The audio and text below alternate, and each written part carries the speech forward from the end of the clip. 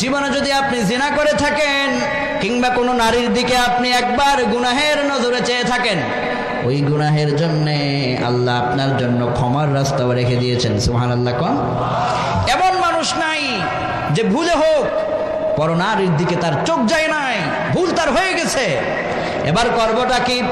আল্লাহ কয়, বান্দারে আমার ভয় যদি তার হৃদয়ের মধ্যে নতুন করে জাগ্রত করো, তোমার গুনাহ যদি থাকে পাহাড় সমান, আমি আল্লাহ পাকের রহমত তার চাইতেও বেশি আরশ সমান। সুবহানাল্লাহ।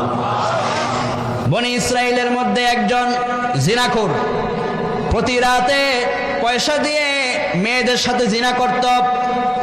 বিশ্বনবীর বর্ণনায় মুসনাদে আহমদের ভিতরে সেই হাদিসে উল্লেখ করা হয়েছে, তার নাম ছিল কিফিল। ওই কিফিল এক রাতের ভিতরে একজন মেয়ের সঙ্গে গুনাহ করার জন্য, জিনা করার জন্য তাকে তার ঘরের ভিতরে নিয়ে গেল।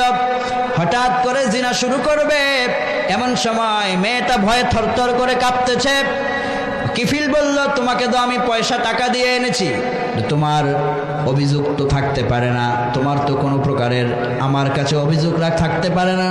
মেয়েটি বলছে, না, এই সময় আমার একটা বড় চিন্তা হচ্ছে, সেটা হচ্ছে ওই যে আসমানের দিকে তাকাও, আসমানের মালিক আল্লাহ এই মুহূর্তে আমার এই গুনাহটার দিকে চেয়ে আছে। কোন আল্লাহু আকবার।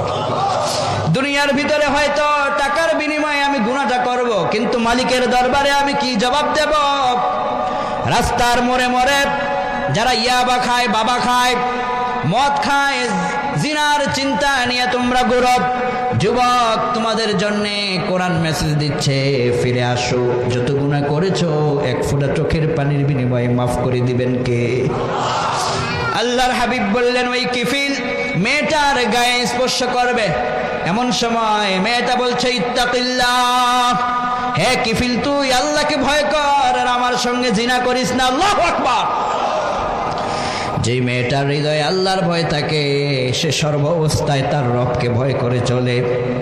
যেই মেয়েটার হৃদয়ে আল্লাহর ভয় থাকে সেই স্বামী ছাড়া অন্য পরপুরুষকে প্রাধান্য দেয় না, স্বামীকে সে তার ঘরের রাজা মনে করে। ঠিক কিনা কোন?